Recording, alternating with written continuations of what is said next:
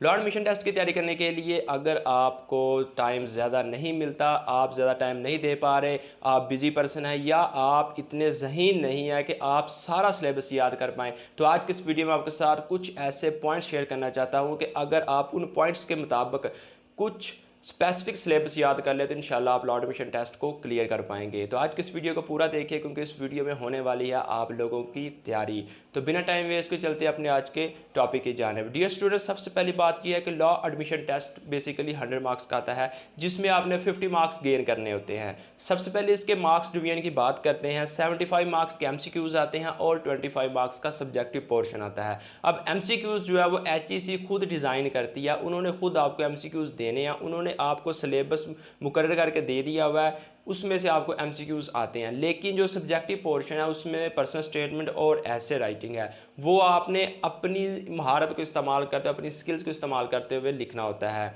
अगर आप चाहें तो सिर्फ पर्सनल स्टेटमेंट और ऐसे में 25 में से 20 या 18 मार्क्स गेन कर सकते हैं। अब स्टूडेंट के माइंड में चलता होगा कि हमने कौन कौन से ऐसे पोर्शन याद करने हैं कि हमारा law admission test easily clear हो पाए।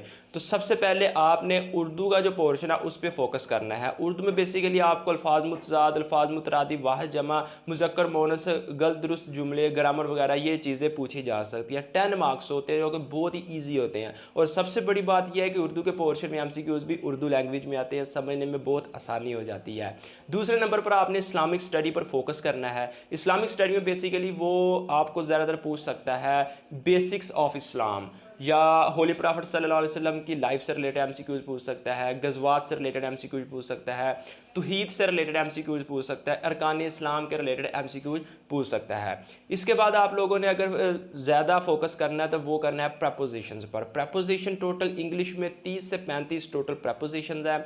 अगर आप उन प्रपोजिशन को समझ लेते हैं कि कौन सा लफ्ज़ किस सेंटेंस में किस वक्त पर आता है, तो समझ लीजिए कि आपके 10 में से 8-7 मार्क्स ईजीली कवर हो सकते हैं। उसके बाद जनरल नॉलेज है, उसमें आपको ज़्यादा टाइम रिक्वायर होगा। अगर आप चाहें तो कर सकते हैं, अगर ना चाहें तो ना करें। लेकिन मैं यही मशवरा दूंगा कि आप जनरल नॉलेज को भी हल्का हल्का याद कर लीजिए। उसके बाद मैथमेटिक्स जो है उसमें 5 मार्क्स के एमसीक्यूज आते हैं। अब मैथमेटिक्स में किस तरह के एमसीक्यूज आते हैं वो भी बता देता हूँ। एडिशन के, सब्ट्रैक्शन के, मल्टीप्लिकेशन के, सिंप्लीफिकेशन के, रेशो मालूम करने के, ये एमसीक्यूज आपको आते हैं। आपको 4 ऑप्शन दिए जाते हैं, आपने उनमें से एक सिलेक्ट करना होता है। और मैं समझता हूँ कि एफएससी एफए लेवल का कोई भी स्टूडेंट हो वो इस तरह के छोटे छोटे एमसीक्यूज ज़रूर हल कर लेता है।